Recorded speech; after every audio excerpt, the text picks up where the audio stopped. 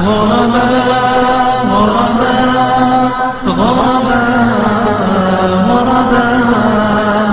غرباء ولغير الله لا نحني الجباه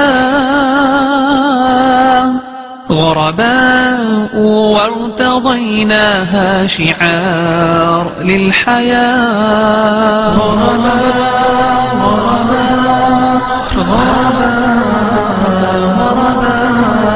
إن تسل عنا فإنا لا نبالي بالطغاة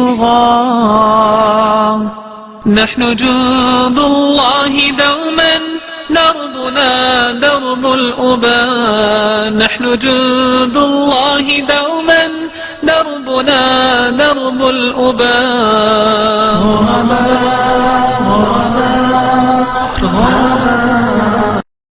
This project started towards the end of 2004 when I was still in New York, and the idea was to facilitate Arabic education for Muslims across the country. And the philosophy really I had was that one of the obligations and really responsibilities of Muslims is to be educated in their deen, and one of the biggest obstacles in us being properly educated in Islam is really the Arabic language, because the primary sources of the religion are in Arabic. At the same time as it's a responsibility collectively, I also believe that Muslims have a right, not just a responsibility, they have the right to a quality education that is accessible to every Muslim man, woman and child, and they should have a quality education at least in the Arabic language, which opens the doors to other areas of learning, be it Quran or Sunnah or any other area. So when I first started learning Arabic for myself, it was a very difficult journey, from one teacher to another to another to another, and I didn't have the luxury to be able to travel abroad or to spend a lot of money to go to a university to do a degree in Arabic, etc. I was very much hand to mouth as a student. So when I went through whatever journey I went through to get to a certain level in Arabic, I felt, well, if I really wanted to learn it this bad and I had to go jump through all of these hoops, I'm sure there are people that are far more passionate about learning this stuff than I am, and they don't have these opportunities. So something has to be there that creates this opportunity. So when I started this project in New York, alhamdulillah, we started at a masjid I used to live in Long Island in Bayshore, and the response was just incredible. And word of mouth spread and requests started coming, can you do the same program, like a short Arabic class for the Muslim community in New Jersey? Can you do one in Connecticut? Can you do one in Maryland? And just no advertising, no radio, no flyers, nothing. Barely a website at the time, and just word of mouth, it kind of started spreading to the point where it got out of control. So alhamdulillah, it's been, that's where we started, and now alhamdulillah I have just a fantastic team of colleagues that are just increasing by the day, and I'm constantly looking for new talent as well. Myself and my colleagues included, we must have visited over at least 180 masajid all over the country. Alhamdulillah, all over the US. Can I plead the fifth on that one? But I'll say Irving, right? I'll say Irving, okay. Irving is absolutely one of my favorites though, alhamdulillah. I came here in 2007, I taught, some of you might remember. I came here and taught in 2007, and I came with my brother-in-law. We're both from New York, and when we came here, I'm teaching the class upstairs, we had about 85, 90 students, and there was a volleyball tournament going on between the Irving brothers and the brothers from, I think, ISAT, or Central Masjid or something, and the guys at Irving were getting clobbered. They were getting destroyed. But well, I didn't know. I was just enjoying the fact that there were bleachers back there and people watching the game. And my brother-in-law and I, we're from New York, we don't really see that kind of activity. So we're like, is this Eid? Did we miss what's the party about? So we kind of decided to move it. But long story short, after all these years of traveling, the idea, the virus that got planted in my head was, we need to create like a serious program, not just something that introduces people to Arabic, but an actual proper alternative to traveling abroad to study Arabic over here in the US. And by Allah's grace and really miraculous help from Allah and completely unexpected, overwhelming support from all over the country, we were able to set up our mini campus right here across in what used to be the Nokia headquarters. So we've taken up the 5th floor and we've started our program, alhamdulillah. And so far so good, inshallah ta'ala. That's good. So I've heard actually news about next year planning? Yeah, we started our registration for next year. And those of you that want to know more about it, inshallah, maybe towards the end of this program I can talk to you folks about it. But what I'm looking for is high school graduates and older that are brave enough to spare a year of their academic life. It's 10 months long, and the next batch starts in 2011 September. It starts in September 20th or so, inshallah. And already, I mean, it's been a couple of weeks since we opened up registrations, and I don't have any Dallas applicants yet, but we have several applicants from outside the Dallas area already. Alhamdulillah, so I'm hoping we see some more local participation this year, inshallah. So let's get down to the gritty, and what role does a Muslim teen play in today's high school and college, and also even to the point of the last question of being a young professional?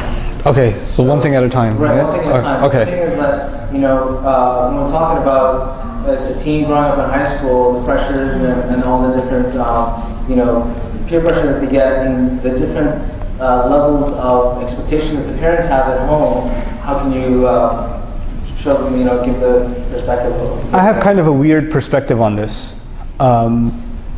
To just be totally frank with everyone here, I feel less in a position to tell you how you should be in high school because I was pretty messed up in high school myself. But but I can tell you of some things that I've seen work. And I want to start with a recognition that there are two ways you can look at Islam. There's really two main ways you can look at this deen in your life. And one of those ways is, well, what's the bare minimum that this religion wants from me? And after that, it can leave me alone and I can do what I want. In other words, just tell me what I cannot do, the absolutely bad stuff that's going to land me straight to hell. Tell me that stuff. I won't do that stuff, and everything else, I'll just do what I want to do. That's how I want to live my life. I want to be free from the shackles of religion, basically. Okay? And this is actually the way most young people look at any religion. Most young people look at a religion as a way, it just tells me not to do things. It stops me from living my life, right? Be it, strict or conservative Christianity or Judaism or even conservative, aspects of Islam or whatever. Whatever it may be, it's keeping me back from, living it up, so to speak, And high school is being pushed, and it's been pushed forever as the golden years of your life. That's when you really should be partying. How many high school movies do they make, right? About how you should be going and doing whatever you possibly can in high school, because after that real life sets in or whatever. On the other end, there's another way of looking at Islam. And the other way of looking at Islam is that we were given this gift of Islam, not chains. Islam is not chains that are shackling us. We were given this gift, and this gift gives us this really high purpose. I wasn't sent on this earth to party. I was sent on this earth to do an amazing task.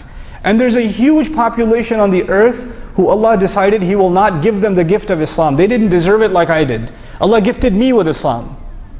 And the best years of my life that I can serve Islam with are what years? My early years. The youth of my life is the best part of my life that I can serve Islam with. Now these two very different points of view. One point of view asks, what's the least I can do and get by? And the other point of view asks, what more can I do? I want to do more. I want to help other people see how awesome this deen is, etc. And what I've come to realize is, if I use sports terminology for a second, you know how we talk about defense and offense? If your team's on the defensive, what's already the case?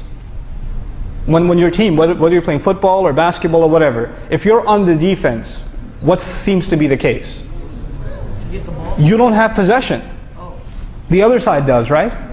And if you're on defense most of the time, that's a pretty good indication that you are winning or losing the game. You're losing. Because you're constantly on the defensive.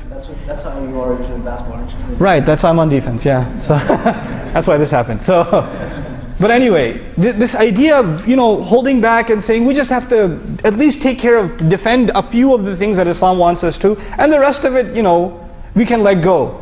What you're asking for is eventual failure. You're gonna start making the list of things, the no-nos. You're gonna make that list shorter and shorter and shorter until there's nothing left. On the other hand, the winning attitude is really offensive. What more can I do? And I want to give you, I've given this example in a khutbah here before. I want to share that example with you. I'll keep my friend's name anonymous. But he went to high school, and before he went to high school, he was in a Hifz program. So you memorize Quran, and when you memorize Quran, of course you're sitting in the masjid with other kids that are memorizing Quran, you're with the Hafizah most of the time, then you go home and you review Quran, and you're just surrounded by this really pure gathering